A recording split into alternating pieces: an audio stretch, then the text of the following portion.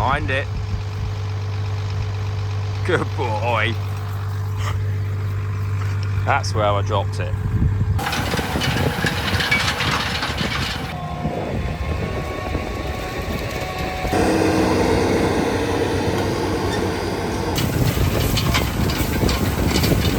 I'm out with the jetter, just sort of finding the odd problem drain. So like there's one here. So if in any doubt why we're jetting these pipes out, it's because of this. I mean, this isn't tragic by any means. You know, when you get a bad one, it's like millions of tins of baked beans are coming out. And then it's quite something to behold. So if you've never seen one of these machines work before, I'll film it for you. So I can slew it left and right. This is a few years old now. The new one's all remote control, but that's really swanky. I'm just going to extend the jib, give it a bit more pipe.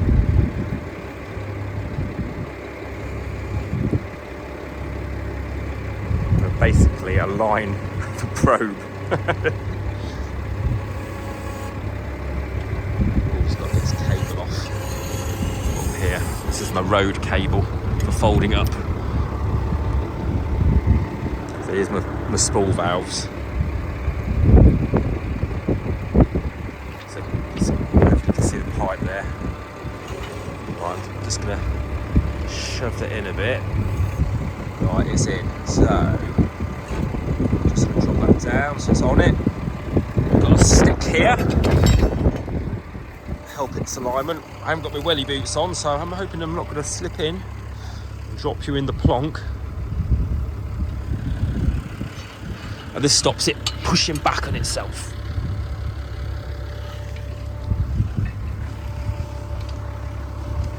I'll push that pipe in when I'm done, but I don't expect any debris to come out this way. This is merely to poke itself out of that dike there, so I know where the outfall is that end. That's coming now. Setting my speed on here so it's not too wacky. And there's my meter gauge on there. I think when I bought this, it's a good value machine, really. The one with all the remote control was about, I'm sure that fit, I've got more for that. And I never did it because you need to be sort of ready to stop it just in case you jab something with a pipe and it burns stuff out in here, or it can wear through the pipe if you're really, not paying attention. Okay, so when it hits 300 meters, I'll stop it. Field find. What do you think that is?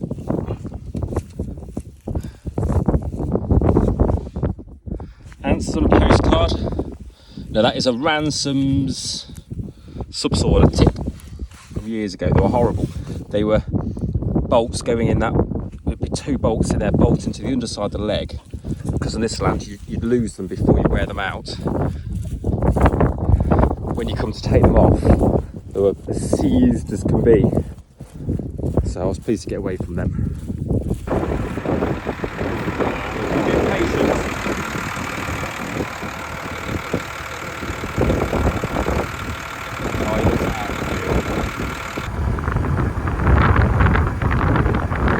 So I think there's 500 metres of pipe on there.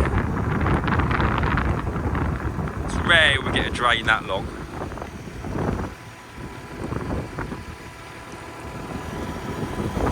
Here's the drive mechanism. So it's got some rubber covered wheels in there and it friction drives the pipe through.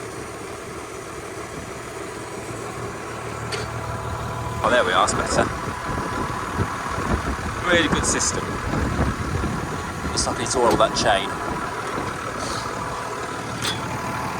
We let nearly all the wind out the tyres because there's no weight on it. Oh, that has got a leak as well. There's more wind out of it than we let out. It's been along there.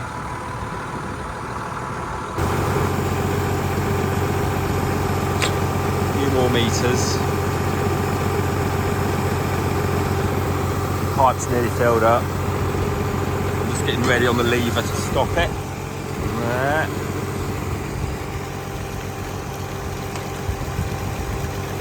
And then I'll pull that pin when it comes out. Yeah, this is the downward end of the field. It's not pretty. Like I say, we've been all winter trying to find this outlet, off and on. Not all winter solid. So I've just come to the other end of the field and we've had a dig down and we just can't find it. This was a week or two ago. Cormering in there. We thought there was a lot of ochre around this area, so we knew it was near. But I just need to gauge the depth now so I can get the jet machine this side of the field and blow it the correct way round. But I'm surprised, you know, for winter levels, the water is actually above the pipe. This is our marker stick, which we thought had been put in the wrong place. It's been failed by the drainage board. We just thought they'd stamped it in just so nobody would notice. However, it is in the right place, but the water is just too high. So I think it's bunged up or getting held up through something over there. But yes, the fun of drainage. Going to set up again. So I realised why it wasn't holding out. I had the oil shut that far down. It wasn't any work. I switched the wrong one down to do the wheel speed, but then I'm only a beginner.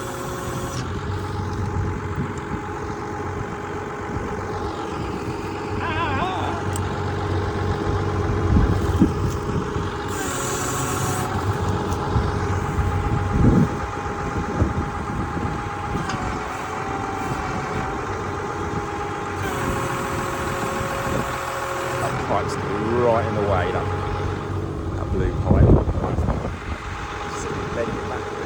That pipe's really going now. You can see the ochre coming out in the water underneath. I wouldn't say it's rushing, but it's certainly got a pull on. If you're in any doubt how they make Lucozade, well, say no more. Okay, we'll find the hole again. No comment. About there. No.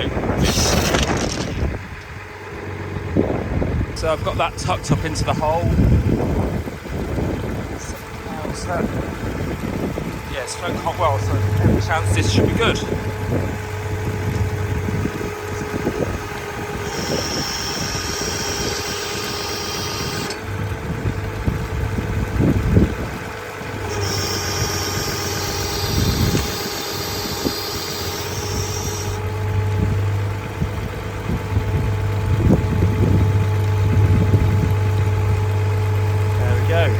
That 300 metres and job done.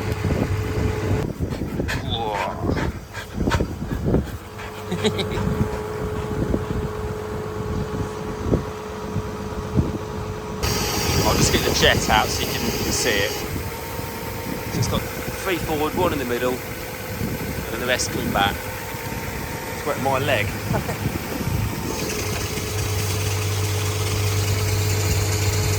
I'll switch the pump off. If the water's low, it would flush better, but it's not, it's really high. So you can see it's thick with ochre, so in a dry time it'll start solidifying.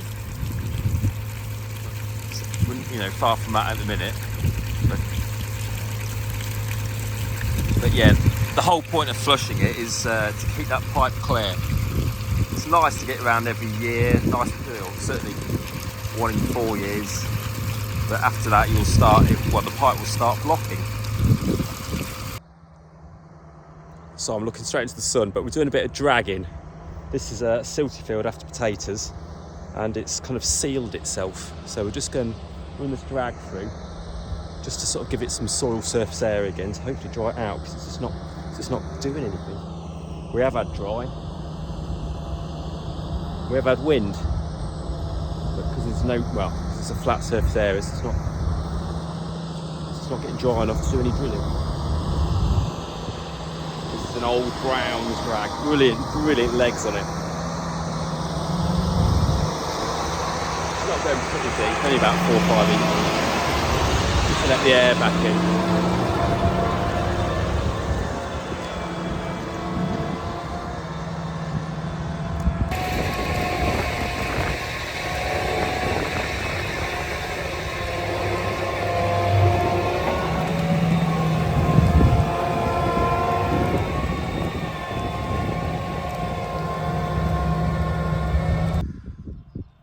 The trick now is to be careful, we don't let it go too dry, so we're going to have to be quite on it here. So that's where we were, and that's where we've got it. So just as this is hazing off and crusting up before it bakes, we'll probably put the sumo through dead shallow as well, and that'll till it and pack it, and then we'll probably hopefully drill it straight after that. I don't think it'll take too long because silt is pretty quick dry. But look how that's increased the surface area. Yeah.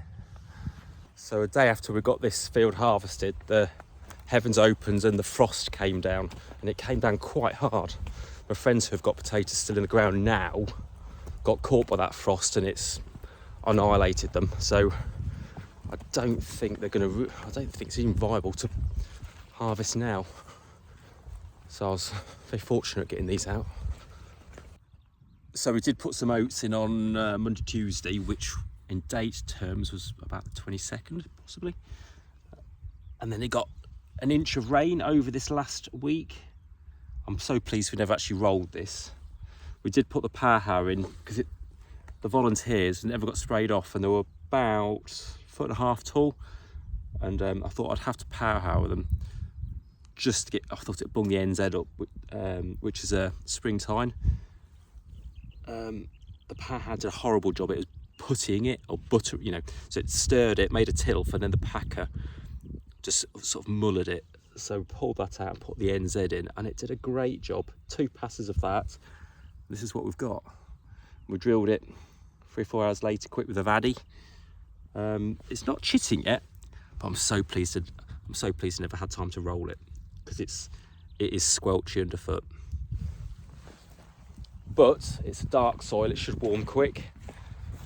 Oats should really be in by now, so we've got all ours in, so I'm pleased. Yeah, it looks well.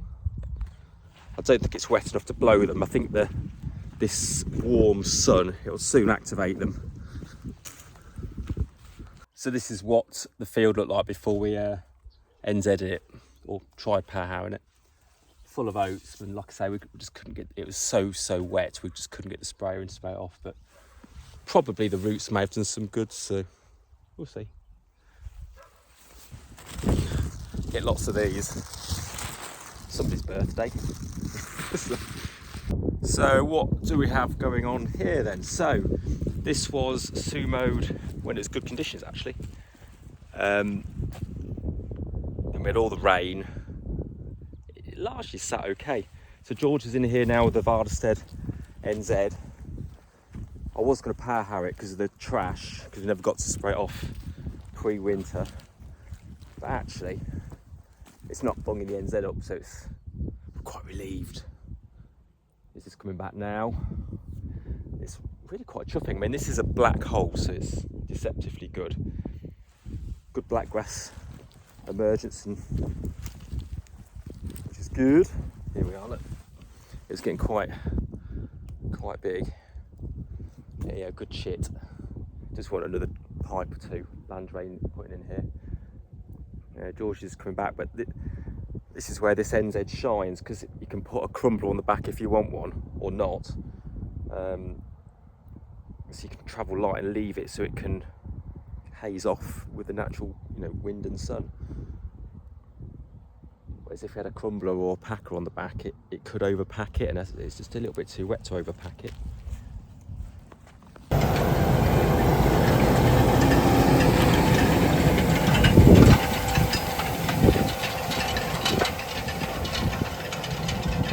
There we go.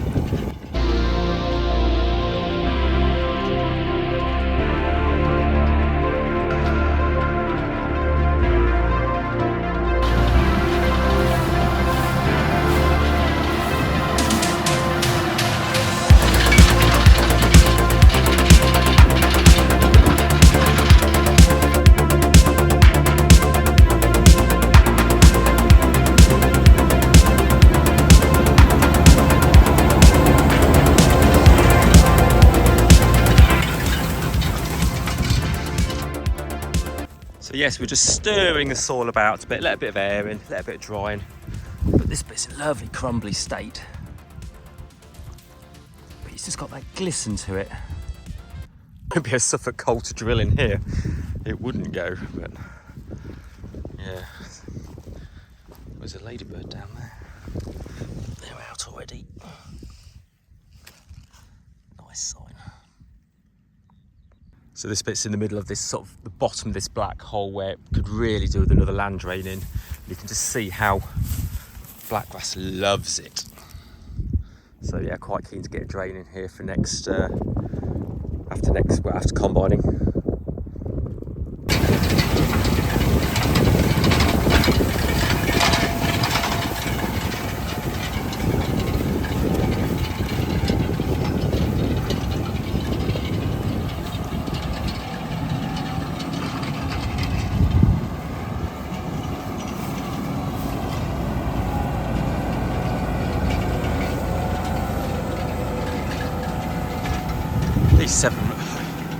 These 700 series fence is so quiet.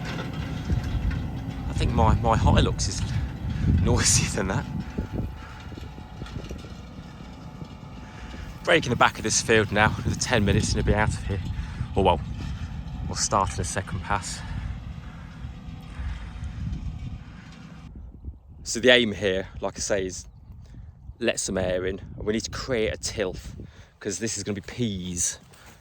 And so we need quite a fine seed bed to probably 2.5 inches, nearly 3 inches. So we'll let it haze off and do it again. And that will bust these down a bit, just nicely, just so we can cover the seed and keep the pigeons out, hopefully.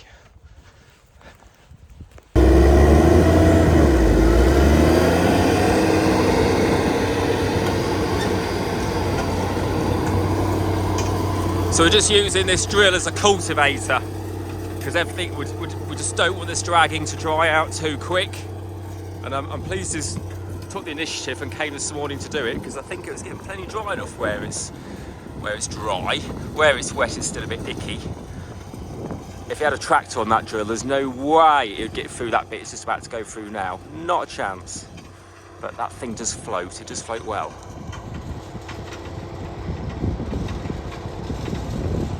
It's an expensive cultivator, but God, it does do a good job. Listen to that crawler bark. It's a hell of an engine. Anyway, this is what we're going to roll. It's just that moisture where it'll just bust up, and the rolls will keep the compaction to the top out of the wet underneath, because it is still wet under there. And then it'll drill into the rolling. It should go well. I've done it before.